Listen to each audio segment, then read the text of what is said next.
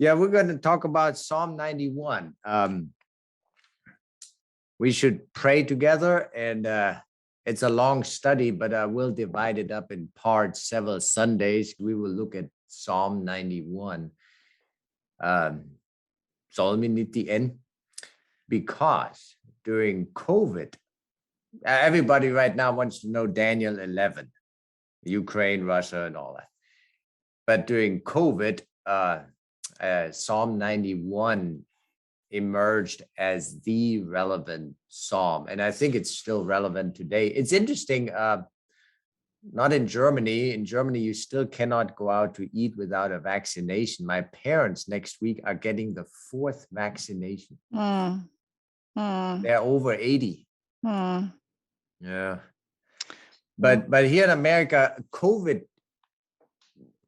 it didn't go away, but people didn't talk about it anymore. In Texas, no masks. We go out to eat, go shopping. It's life. It's normal life now for most people, except maybe some hospitals, but it's back to normal. And the moment that happened, a new crisis came. Right. Be afraid, be afraid, be afraid. You have to be afraid. In English, we say lockstep.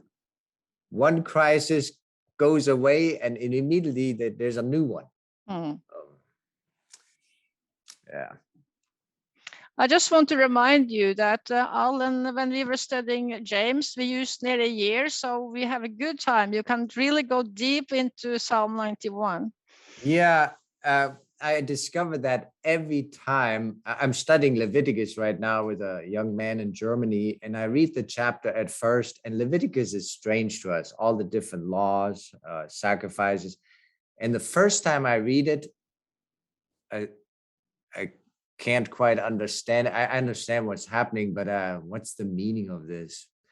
And then I read it a second time, look at some study notes, a little Hebrew, compared to Norse and German translations. And after a while, it opens up.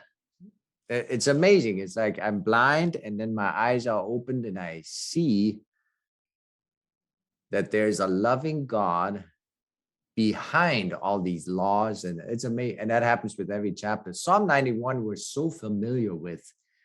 He who dwells in the secret place of the Most High shall. Oh, somebody. Oh, I keep my phone on because sometimes I lose internet connection. My company sends me an email almost every week. We're sorry for blah, blah, blah. And so the Germans always call me, Ingo, you're talking, but you don't have internet anymore. Keep my tone on. He who dwells in the secret place of the Most High shall abide under the shadow of the Almighty. I will say of the Lord, he's my fortress and my, I have memorized it in German. I haven't memorized it in English yet. My fortress and my God, in him I will trust. We've heard this before, not quite like Psalm 23. Salme 20 og 3. 23. 23. Backwards dyslexic. I'm dyslexic in Norwegian. But we're familiar with the Psalm, and so we can read it, and then we go to Psalm 92. But I took several months to study Psalm 91, and the gold is underneath the surface. Patriarchs and Prophets page, I don't know, says that in the flood, God had to bury the gold because of idolatry. Well, the word of God is not idolatry, but when we dig, we find gold. So I don't know if you have prayed already, but it doesn't hurt to pray twice. And I'm sorry I missed the Indian song. Namaste. But let's pray together. And we will take a good look at Psalm 91. Oh God, we thank you for leaving us in writing your word. We can study it and dig and think and thank you. And we pray for a time of famine, pestilence, and war and bloodshed, that we learn to trust you more than ever. Mm-hmm. I pray we learn from Psalm 91 and that you will open this psalm to us, and not just for our brain, and that we understand it better and learn little details, but that we can live it, that we can trust you, not in a Bible study, but in daily life.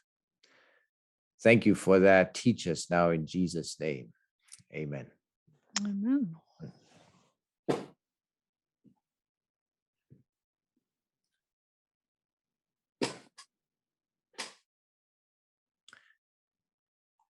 Who all is here? Frederick, Tarhe, Andy, Jose, hola. Ina. Oh, very good. Annelise. Yeah. We're going to study the Bible a lot. I also have a lot of Ellen White quotes, but mostly Bible study. But I want to start with a observation by Ellen White on Psalm 91. She says we should read Psalm 27, 28, 29, 78. And then she says, read the 91st Psalm. The 92nd, the 90th, 89th, and 93rd. My attention has been called to these matters. Shall we not consider the word of the Lord? Now listen to this. This is from manuscript 96, 1899. It's also in the Bible Commentary, volume 3, page 1142. But this sentence I highlighted, these things were written for our admonition, upon whom the ends of the world are come. Very important statement. She says we need to memorize 1 Corinthians 13. For Psalm 91, she says, this was written for us, upon whom the ends of the world have come. And the world is now talking about the end of the world, politically on the brink of nuclear war, COVID, the price of wheat will go up. Gasoline prices here in America have doubled and tripled the last year. In 1 year, we've now paid double. I filled up a can of diesel for my little tractor. I live in the country. You have to have a tractor in Texas.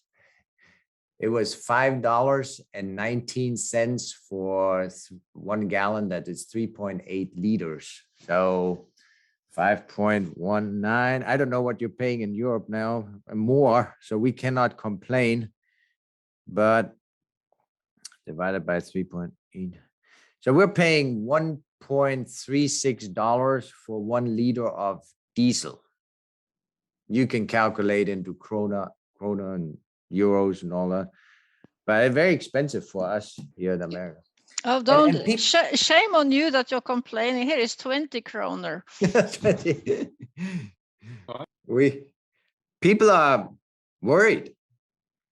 And so she's saying, read Psalm 91 and learn it and study it for the end of the world. This was written for that time before the second coming of Jesus. And she says, should they not be the objects of our study in our schools? So somebody needs to tell Madison School that we need to study Psalm 91.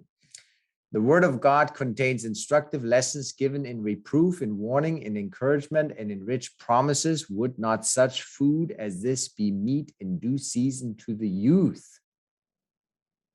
Interesting. She's saying this would be well to study for young people. So what is young? Young is 90 and under. In the same paragraph, she also says, in the 91st Psalm is a most wonderful description of the coming of the Lord to bring the wickedness of the wicked to an end. I didn't know Psalm 91 talked about the end of wickedness. I thought it was local, Old Testament, God protect you in the past. But she's suggesting this spans human history all the way to the end. And to give to those who choose him as their redeemer the assurance of his love and protecting care. By the way, I sometimes talk fast. I have an accent, Texas plus German, plus microphone stuff. I have a document on Psalm 91. It's at ingosorke.com, Bible prophecy, and then it's the first PDF. It's in American format, so if you print it, it'll won't be right on your page. I don't know if Scandinavia is on A4 format. That's what Germany is, and German documents I put in A4 format. But I have everything written out in English and in German under Deutsch at ingosorke.com. I also have it in German. And soon, when I'm fluent in Norsk, then I will have it in Norwegian as well. And people tell me, that even if they have a hard time understanding English, they understand you because you speak very, you use your mouth, and so they understand you. Yeah. Too many people told me in my life that I mumble. So I had to learn to pronounce things. I also have a new website, remnantresearch.org. There's not much there, and I'm slowly building that website especially for non-Adventists. My son had a girlfriend who was not Adventist, and I thought if her parents look at my Ingo Sorke website, there's church struggles, the Trinity issue, ordination, and all these little church big things. But I need a website that would be pleasant, positive, not church issues, but truth. And so I'm working on that, but I don't have this on there yet. I will have Ellen White on there too, because I found secular people sometimes, they don't worry who Ellen White is. If it sounds good and beautiful, they will read the quote. In fact, a little detour, rabbit trail in English. I know the CEO of Remnant Publications, Dwight Hall. I've done camp meetings with him. And he told me, do you know the Remnant Study Bible? I have one right here. The camera doesn't like me changing the focus, but no, we can see it.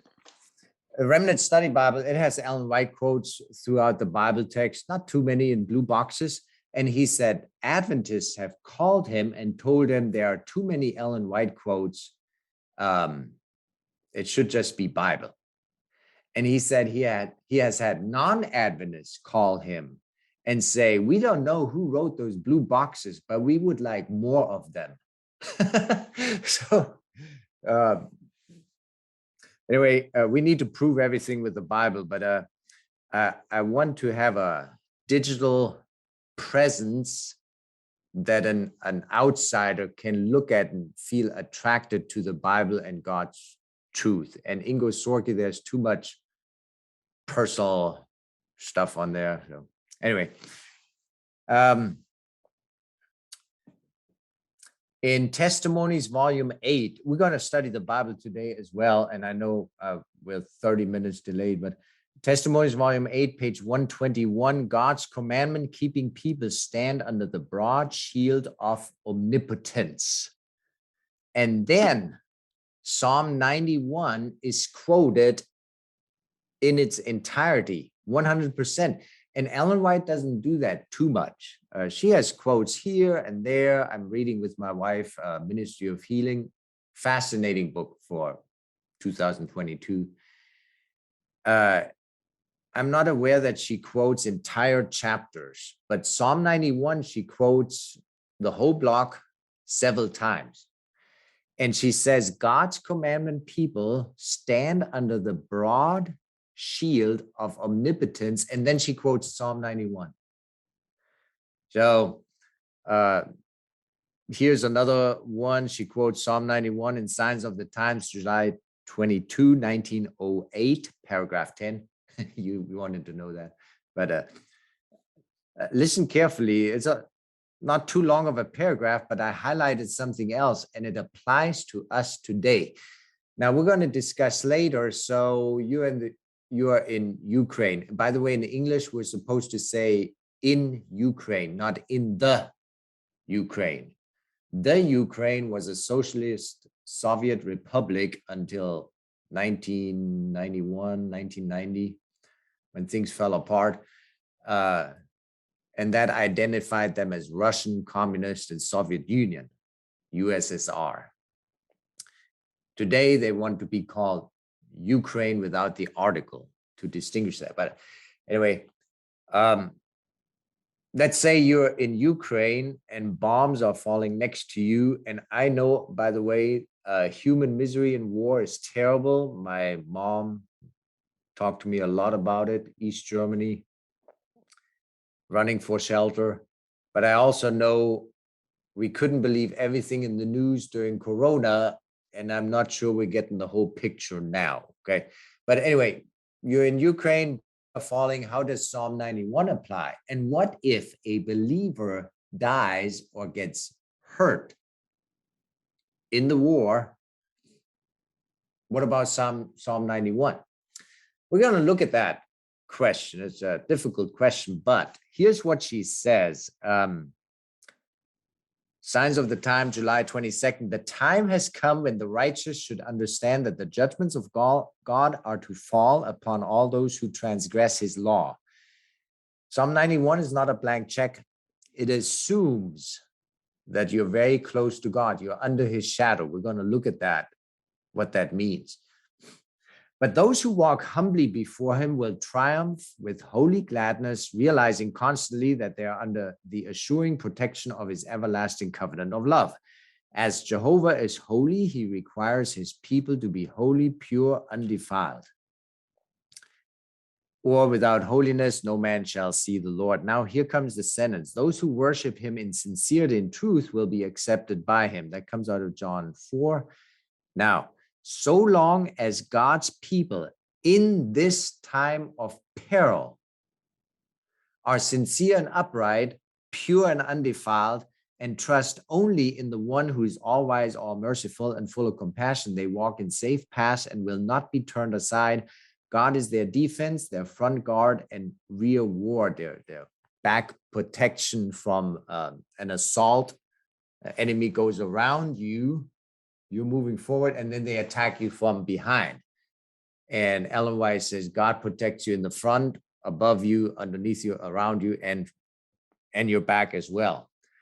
And she says, in this time of peril, and she wrote it over 100 years ago. But it's interesting, the assumption is that you are commandment keeping, you are, what are the adjectives? Sincere, upright, pure, and undefiled. And I saw at the University of California Press, I will talk on Light Channel, I think on Wednesday about this. I saw a book called When God Stops Fighting, subtitle, The End of Religious War. And I thought, oh, they got it all wrong. It's humans that are fighting. They're blaming God. No, we have to blame us. And when we look in the mirror. But I thought that's an interesting assumption. It's not just a blank check. Here's Psalm 91, God will protect you. You have to check, are you with God? Am I with God? In manuscript 151,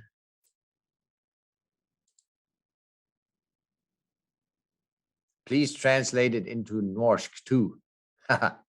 Yeah, I would have to live in Norge for two years to get there. It's hard to learn on 20 minutes a day, but it's better than 0 minutes a day. Manuscript 151, 1901. Ellen White writes, the righteous understand God's government and will triumph, after quoting Psalm 91. The righteous understand God's government and will triumph with holy gladness in the everlasting protection and salvation that Christ, through his merits, has secured for them. Let all remember this and forget not that the wicked who do not receive Christ, because she's talking New Testament now with Psalm 91. The wicked who do not receive Christ as their personal savior understand not his providence. The way of righteousness they have chosen, and they know not God. They have not chosen, and they don't know God. Notwithstanding all the benefits he has so graciously bestowed upon them, they have abused his mercy by neglecting to acknowledge his goodness and mercy in showing them these favors. All right. By the way, I worked out Psalm 91 in English first, then I sent it through Google Translate. Oh, that was a mess. Sometimes that works for one sentence, tourist phrases. I was telling Eva today that I'm going to be floating in Norwegian. Google translated fluent as floating. I couldn't rely on Google or even to get me started, and then I edited a little in German. It was sometimes so way off, and bad grammar and plural singular mismatched, and past tense was present tense, which is fascinating to me because when I wanted to write my dissertation for my doctorate, I suggested a computational objectification of language. That is, in this case, the Greek language, but it could be with any language. And that's what Google does. You know, nice, hyggelik. Okay, it's A means B. But language is too flexible and has too many idiomatic phrases where you end up, I want to speak Norwegian floating on the water. No, I want to speak it fluent. But the computer cannot grasp that yet. And I'm also amazed, I'm typing on my iPhone 7 something, texting, and it suggests the next word. Sometimes very convenient, but sometimes I think the number one word they ought to suggest now is this, and it's not there. So language computerized, we're not there yet. We still have 10, 20 years to go. But flytende, you could write that there, but you just had to have Norwegian afterwards, because I could what you just had to add Norwegian, that you were going to write Norwegian flytende. Yeah, flytende. So Google was right. Google was right, yeah. But to translate a document, it's not there yet. Now, I understand Google and Apple, they're all work, and it's already there. Okay, there are apps I can speak. Can you show me the way to the main train station? And it will translate it into Chinese, Norwegian while you're a tourist. But it's not close to 100% yet. And that little section before 100% makes it funny or embarrassing. If you mispronounce something in Spanish, then you're asking a lady if she's pregnant. And that's how language is. It's but that would have been fascinating to me. And the school I was at, the university, they didn't have a concept of computational objectification of linguistics. So I couldn't pursue that. Speaking of language and words, here's my encouragement to learn Hebrew.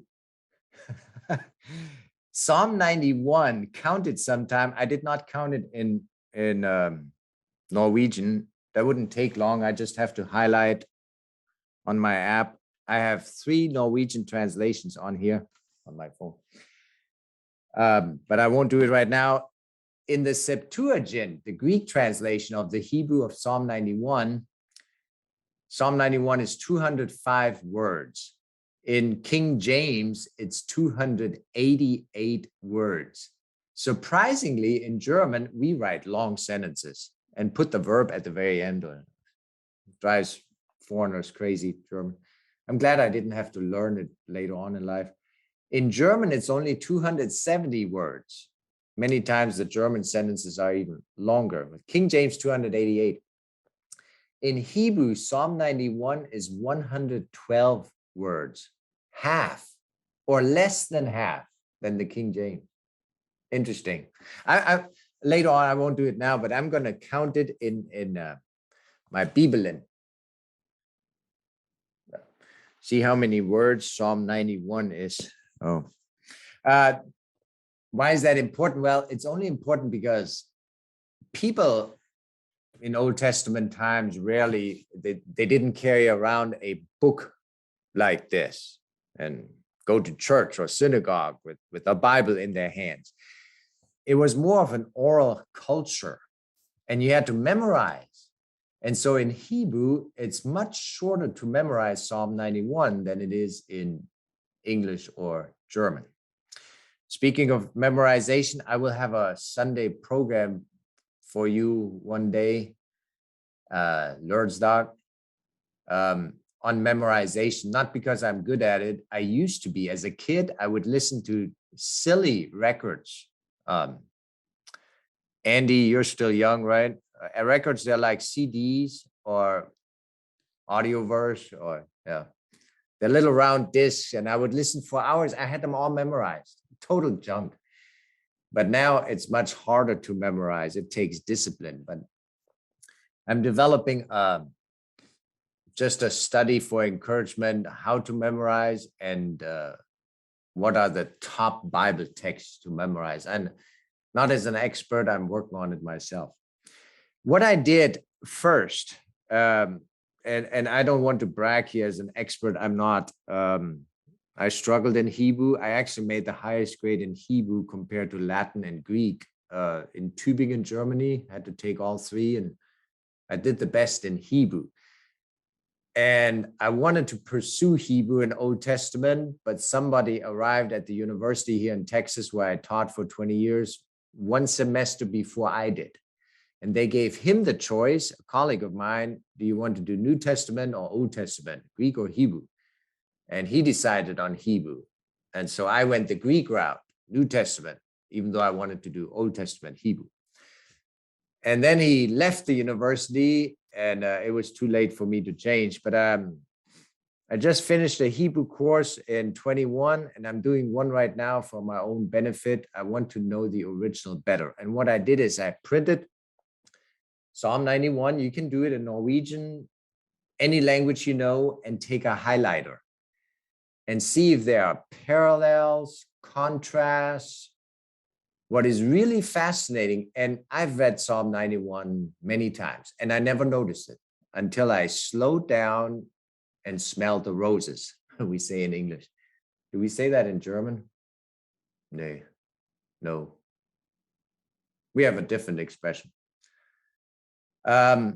And I noticed the speaker perspective changes. Who's speaking in Psalm 91 changes throughout the psalm. I had never noticed that before. I just read the psalm, paid no attention to who's speaking. Sometimes God is speaking. Sometimes a person is speaking to God. Sometimes a person is speaking to another person. And sometimes the person is speaking back to that person. Interesting. We will see that. Fascinating. And it might mess things up with my internet, but I'll try. At the risk of losing you, sometimes that happens. Can you see my screen? Funny letters. Yes, we can see. Mm-hmm. That's Hebrew, Psalm 91. And I would think you don't have to learn Hebrew. You don't. It's a fascinating language. It's difficult, I think. But take different colors and go through the psalm, and it becomes three-dimensional and a lot more meaningful. Without knowing any Hebrew letters, you can see there's some red ink. Okay, that's the highest, the most high. There's some gray ink. The first line has a parallel structure. What else do we see? There's yellow, that's Yahweh or Jehovah. occurs twice in the psalm, that light yellow. The gray is just same letters. There's purple. There are two prepositions in the third line. Okay, that preposition is repeated in the fifth line twice. Then that preposition comes again in the sixth line and in the seventh line. The same preposition twice in each of those verses. Very thoughtfully structured. Somebody didn't just sit down and write that psalm. They were close to God. They've had an experience with God in the time of their trouble. And they thought this through and are now intelligently expressing and intimately their relationship to God. When we're reading Psalm 91, we're not reading a text. We are invited into somebody's private personal diary, blog, we would say today, that has a password, and they unlock the password and they allow us to walk into their lives, into their living room and kitchen. Very fascinating. You see the light green at the beginning. Yeah, there's a tight structure in this psalm, and the light gray at the bottom line. I don't know if you can see my mouse, if that transfers to. Mm-hmm. I'm wiggling my mouse. Mm-hmm. The blue right here in the last line, that's pronounced who, and then it's repeated who. And you see that that happens several times. Who, it's pronounced who. There's a rhythm. It's almost poetic, with some rhyme. So a great beauty in that psalm. I don't know if I should keep the screen sharing up, because the moment you read on a screen, the listening ability goes down. But it might be better if you can see while I'm talking and hear the same time. Depends on your learning style. I'll leave it up. If it's a distraction, I can turn it off. Psalm 91, verse 1. It is, what time is it now? It's 1 p.m. for me. That is +6 right now. You don't change your time till March 27. We already changed our time. And they're talking right now. It's gone from the Senate in America to the House politics. They have to decide if they want to keep the time change and not change back in the fall. Sounds good. Yeah. So I got to think real quick. So it is 19 for you. Right. 7 p.m. Okay. Well, we'll go a little longer. We want to look at some Bible texts, not just Ellen White. And he who dwells in the secret place of the Most High shall abide under the shadow of the Almighty. I was in the office of my former boss, Dr. Willis, an archaeologist, Old Testament specialist. I've taken his Hebrew course as well. I originally did it in Germany, got the Hebraicum. But with languages, it's just like exercise. When you stop, you don't stay where you are. Chinese proverb, if you sit in a boat on a river, you have to paddle just to stay where you are. Very true for languages. So I took it again, and he had a student in there struggling with Greek and Hebrew. And I remember Dr. Willis telling the student, how are you studying vocabulary, words, right? Like I'm studying Norsk words. And the key is repetition. And what most students do, and we do that with the Bible too, in memorizing, we stare with our eyes at the text, at the entire psalm. And we try to memorize it that way, and it doesn't work. And the next day, we don't remember verse 4. And after verse 8, it falls apart. And then we stare at the entire psalm again. And the brain says, it's too much. I can't eat that much. It's like eating a bowl of cereal all at once. It makes a mess. And so the brain says, give me just a little bit. And Dr. Willis said, you're studying wrong. You're just staring at a list of 20 words, and your eyes are looking at all of them at the same time because you're in a hurry. You want to learn. Your brain doesn't work that way. Learn one word and say it out loud 5 times. And if you want to memorize Psalm 91, don't memorize Psalm 91. Memorize Psalm 91, verse 1. Say it out loud. Okay. He who dwells in the secret place of the Most High. He who dwells in the secret place of the Most High. He who dwells in the secret place of the Most High shall abide under the shadow of the Almighty. Don't go to verse 2 until you have said with your mouth. Text is speech. Text is artificial, writing down. When I'm talking to you, I'm looking at you and I'm speaking with my mouth. And that's how we need to learn it. I've found it helpful. And I've fallen into the same trap. I'm trying to learn Psalm 91 real quick, and real quick turns into not learning it at all. And then I'm frustrated and give up. And 6 months later, I think if I had stuck with it, I would know it by now. And you know what I'm talking about if you've ever tried to memorize the Bible. He who dwells in the secret place of the Most High shall abide under the shadow of the Almighty. Learn that well, and then go to verse 2. Verse 3, verse 4, stop a week and repeat those 4 verses until you're secure and can look in the mirror and say it out loud. I've also found myself cheating. I have the Bible in front of me in case I get stuck, and he who dwells in the secret place of the Most High shall, and I glance and I see shall abide under the shadow. What I just did, I told my brain I don't have to memorize it because I can glance with my eyes, see the text and finish it and think, I would have known that. I just need a little help. Now I tricked my brain and told my brain, don't memorize it. Just look at the text. No. So what I found interesting was dwell.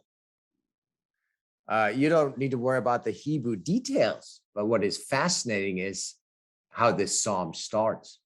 He who dwells. In Hebrew, that can be used for marriage. That means a permanent settling. It is not a quick checking in with God in the morning and then I do my own thing. Okay. I'm allergic to that phrase in my own life. I'm going to read the Bible real quick. Let's pray real quick. Okay. Why quick? The only way to develop a relationship is time. There's no shortcut. And my wife breeds little toy Australian shepherds, those cute little dogs. If you see that on Facebook with my name, I help. I clean up everything, but that's my wife doing using my Facebook page. They're very expensive. Okay? They help pay for my son's college. But there's a little black dog we kept. My wife wanted to keep her. She was so cute. She was so little, and she's my dog now. Because I've spent time with her. I cuddle her, I pet her, I talk to her. When I take grandpa walking, my father-in-law lives with us, 92, Parkinson's. We walk every day in the sunshine. I take Lindy, the little black dog, and she knows me now. And I feed her in the mornings and I pick her up, carry her like her baby. When I call her, she comes to me and sits because we have a trust developed. That's dwelling, spending time with somebody or with an animal. And with animals, dog, horse, it is time and trust. That's what works.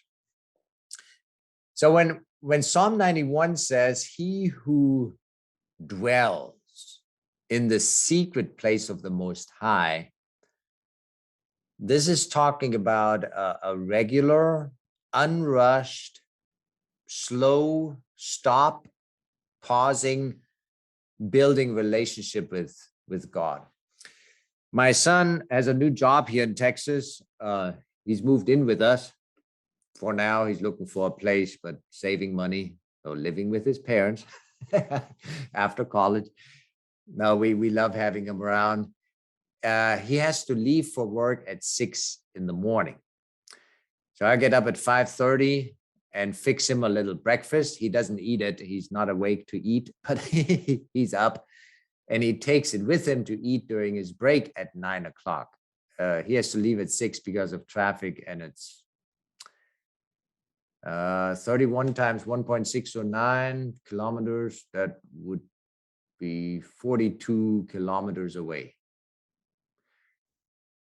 So he has to drive that every day through rush hour traffic in the morning and evening. So it's a perfect time for me to reconnect with my son every morning before he leaves, fix him a little breakfast, and then the world has not awakened yet.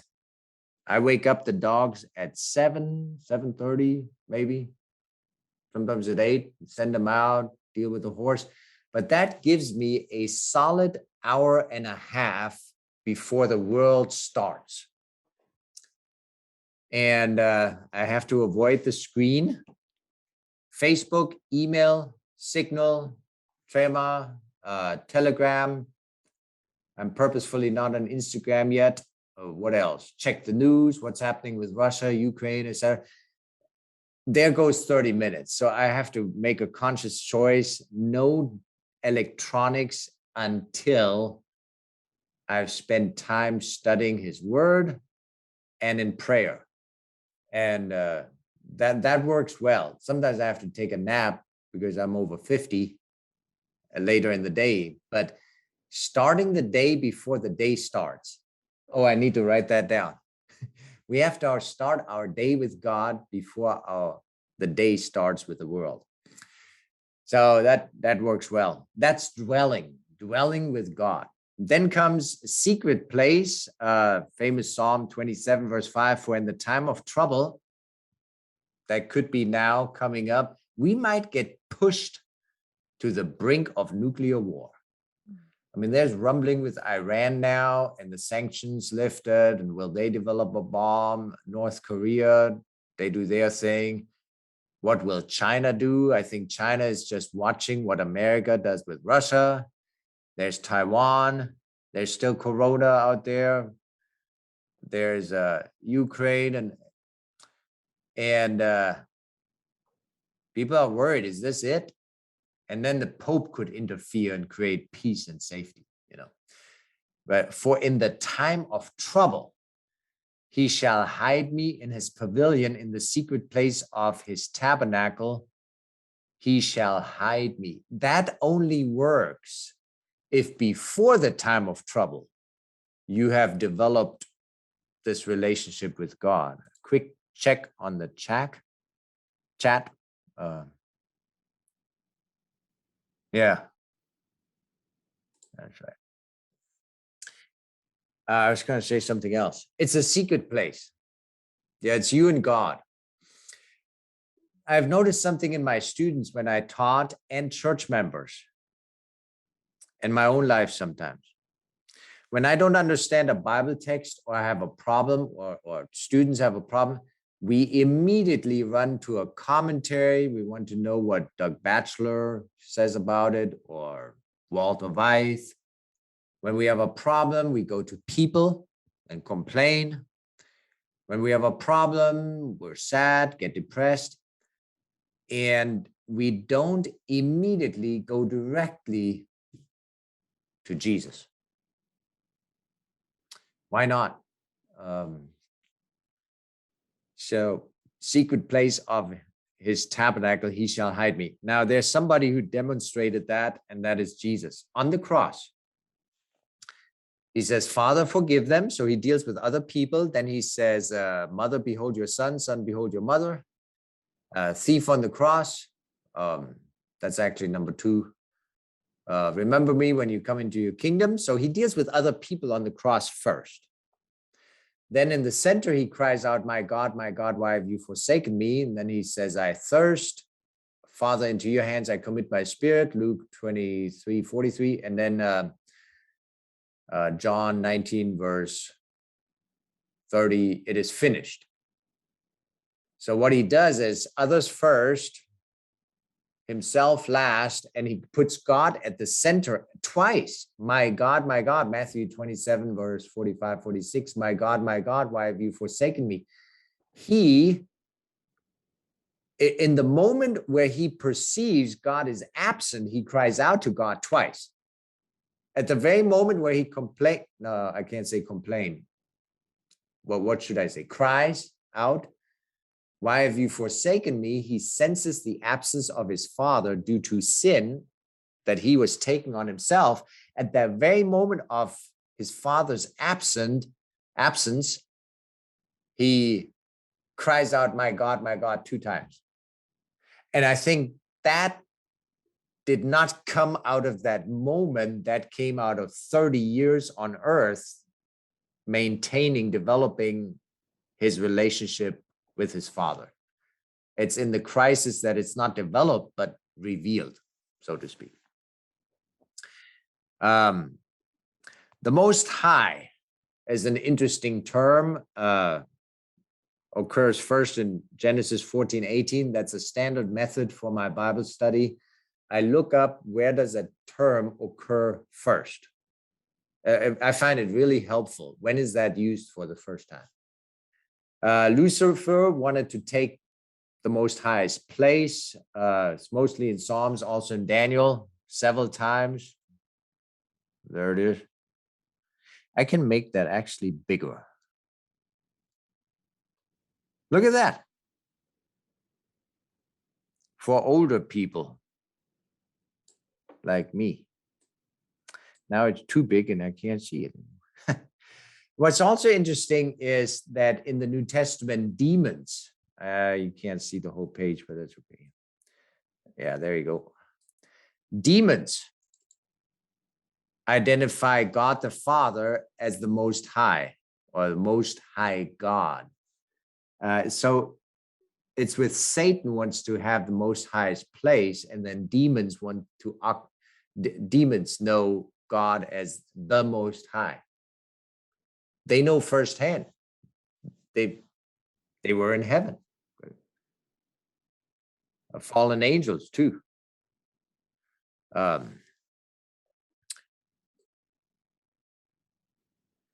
Listen to this quote. We come to God by special invitation. He waits to welcome us to his audience chamber. John 1:38-39. The first disciples followed Jesus. They were not satisfied with a hurried conversation, and they asked Jesus, Rabbi, where dwellest thou? King James, where do you live? And they came and saw where he dwelled and stayed with him that day. A day with Jesus, not 5-minute devotional, a day with Jesus. And then Ellen White says, Mount of Blessing, great little book on life advice, Mount of Blessing 131. She says, so we may be admitted into closest intimacy and communion with God. We get invited into his secret place. Just you and God. We always talk about having a devotional life, spending time with God. Do we realize what we're doing when we're doing that? We are being invited practically into the most holy. In the Old Testament, that was forbidden. That was not possible, not even for a priest, except the high priest once a year. And here we are when we're practicing Psalm 91. It is God inviting us into his presence by the grace of his Son, Jesus Christ. I can't wrap my mind around it. Yeah. I've said it, I've preached it, I've taught it, I've heard it. You need to spend time with God. I'm spending time with God. We're in the presence of God. Amazing. So we may be admitted into closest intimacy and communion with God. Wow.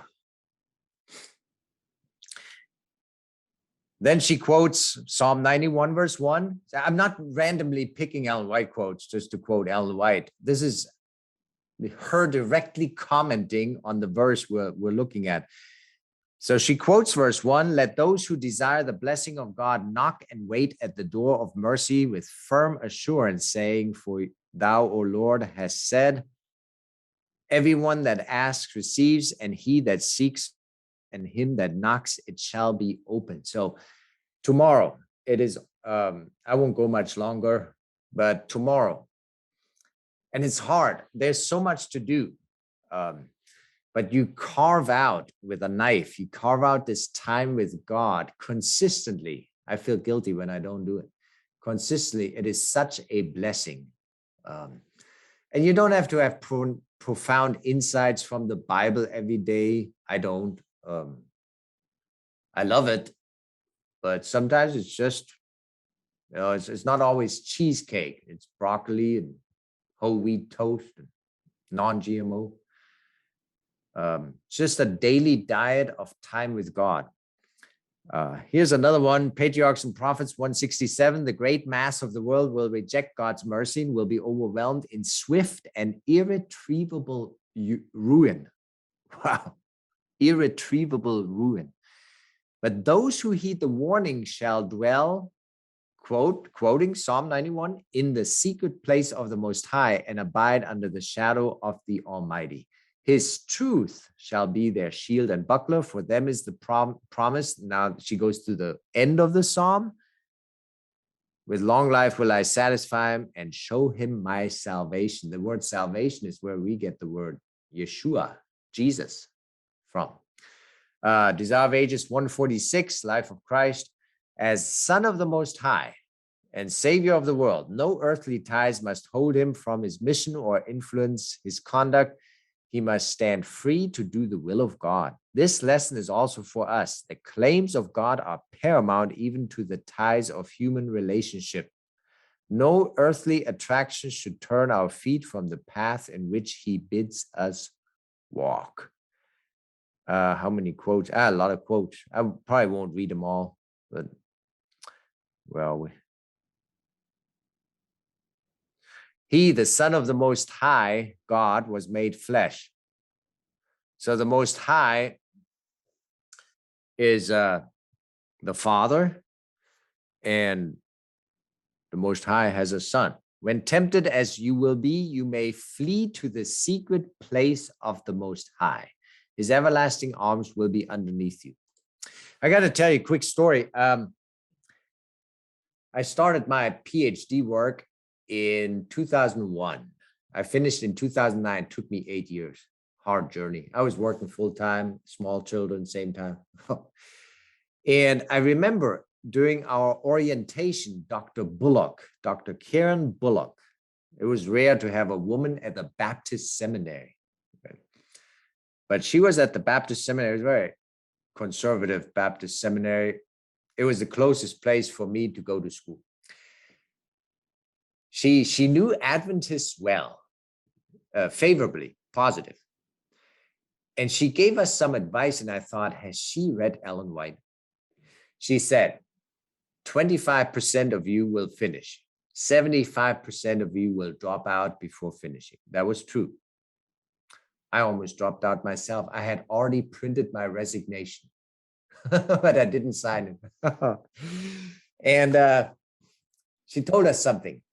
When you want to quit, and you will want to quit, we all want to quit during this journey. And it's 2 a.m. in the morning, and you have a research paper due the next day, and it's not finished yet, and you want to quit and just forget it. She said, kneel at your desk. Okay, don't just pray. She said, kneel down at your desk and ask God for strength, and he will give it to you. And I can say that's true. He did.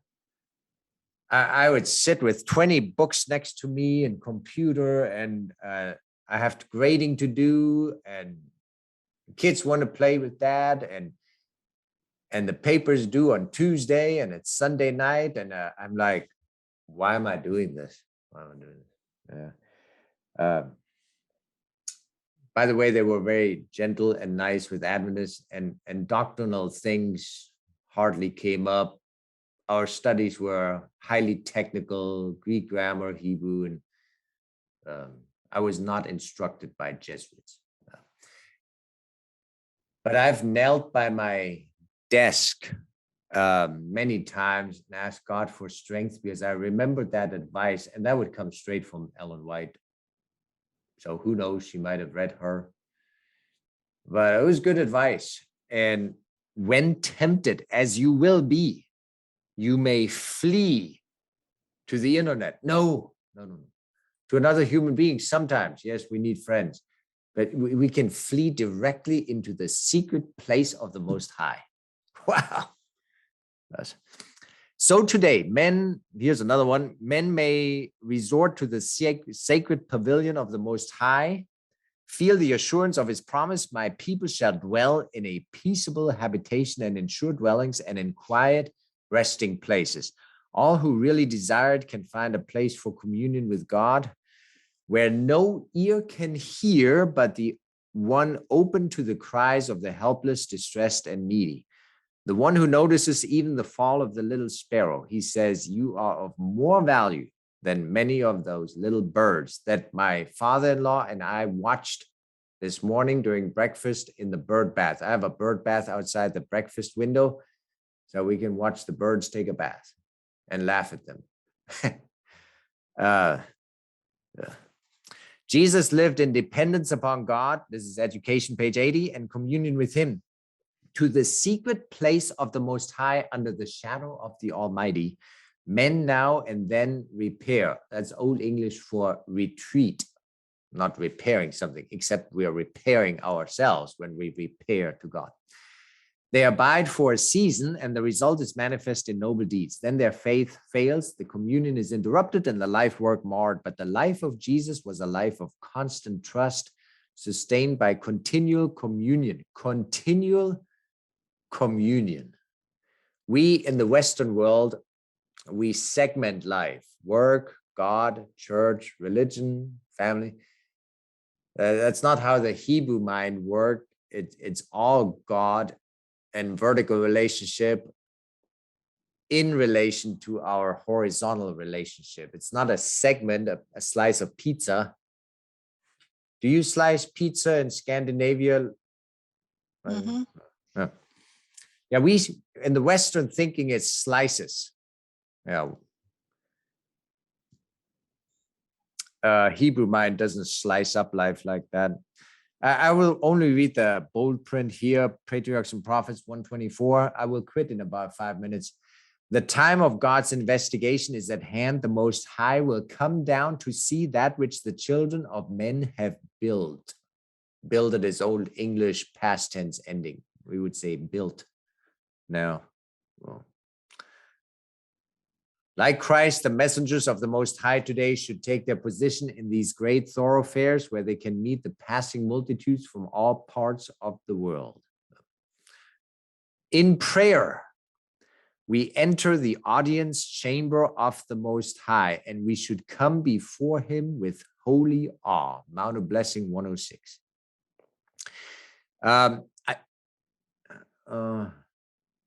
How are you doing? Hvordan har du det? Vi har det bra.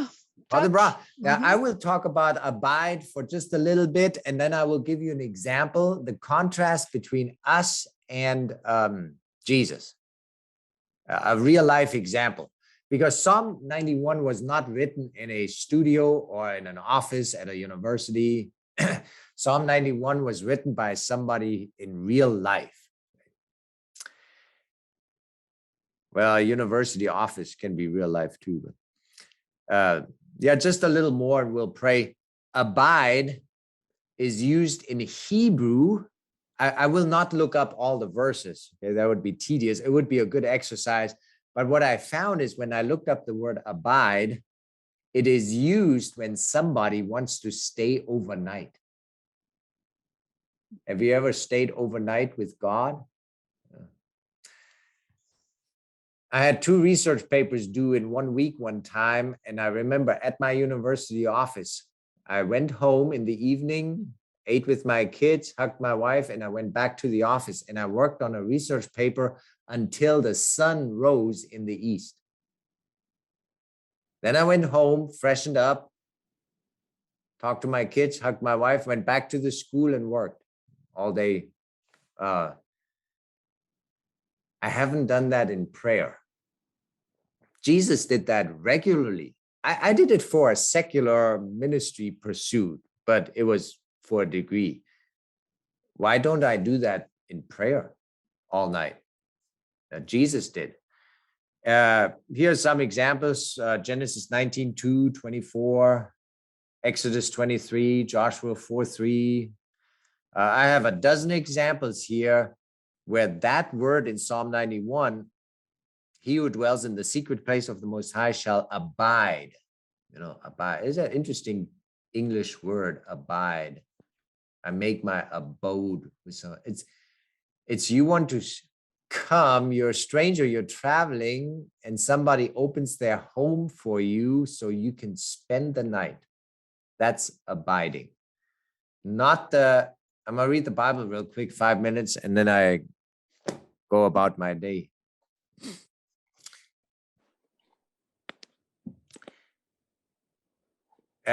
Here's an example. Luke chapter 5, verse 5. Okay, this is us humans, and I've done that myself many times. I'm not stealing, lying, killing people, but I'm ignoring God. And then the following happens. Luke 5, but Simon answered and said to him, Master, we have toiled, we have worked all night and caught nothing.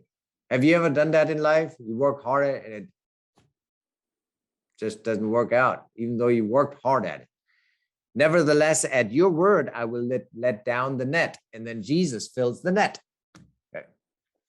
Luke 6, verse 12, one chapter later, Luke is a brilliant doctor. He carefully designed his gospel. He says, now it came to pass in those days that he went out to the mountain to pray and continued all night in prayer to God. And Luke is saying, as he's researching this and pulling this together, fellow humans, hint, hint, we say in English, look what the disciples did without Jesus. They work all night, results 0.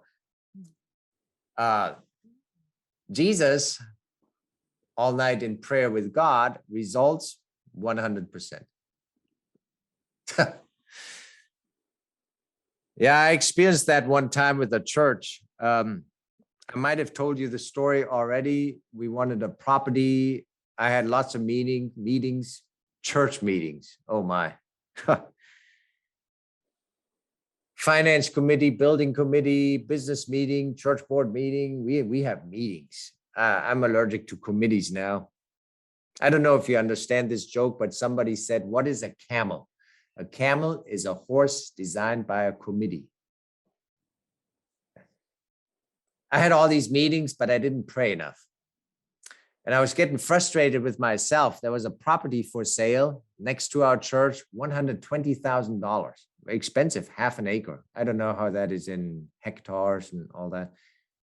Not all that big. In a big city in America, we wanted to buy it, build a kindergarten, playground, fellowship hall, something. The guy took it off the market. I might have told that story before, so I'll make it short. The owner wanted to build a car wash next to our church. Not a good idea. People hang out at car washes and deal drugs and stuff. And I thought, oh, Ingo, an entire year, in English, we say lollygag. Oh yeah, I think I told you that because Eva said we have a Norwegian word for that. Long story short, I got up early in the morning, 4 o'clock, 4:30, took my German Shepherd walking to the lake and prayed to God early in the morning, really early. And pastoring many times is late night. But I was young. German Shepherd, happy. His name was Kaiser. He's running around. I'm praying to God. I'm saying, God, I messed it up. And God told me to ask the owner. I met with the elder. We asked the owner. And with prayer and elders praying in my office, we shook hands for $60,000, half price, when the property was not for sale. It's impossible. But the Amen. church now owns that property, has paid it off, and there's a playground on the property. And it's because of, I tried Luke 5:5, didn't work. And then I tried Luke 6:12, and it worked. But why didn't I do that more in life? Most of life is Luke 5:5. Not for you, but from what I see. So I'm trying to learn at age over 50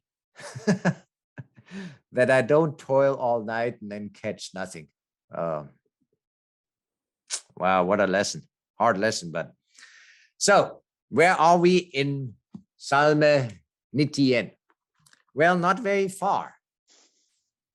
But the first half of Psalm 94, I have a lot of notes, a lot of quotes. It's going to go very slow. But then the last 8 verses, I have less. I didn't study less, but I just have less material. So it won't go forever. But we're going to, unless you have a different idea, we're going to go through Psalm 91, I think once a month slowly.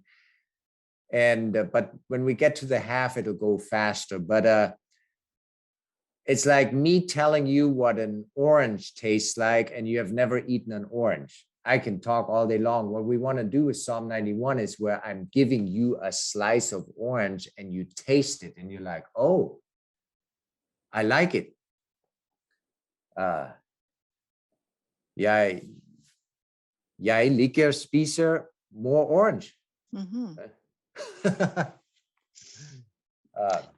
Jeg ikke spiser kjøtt. Jeg spiser ikke kjøtt. Jeg spiser ikke. Oh, the ikke comes after the verb. Yeah, jeg spiser ikke kjøtt. So, men du spiser appelsiner. Appelsiner, yeah.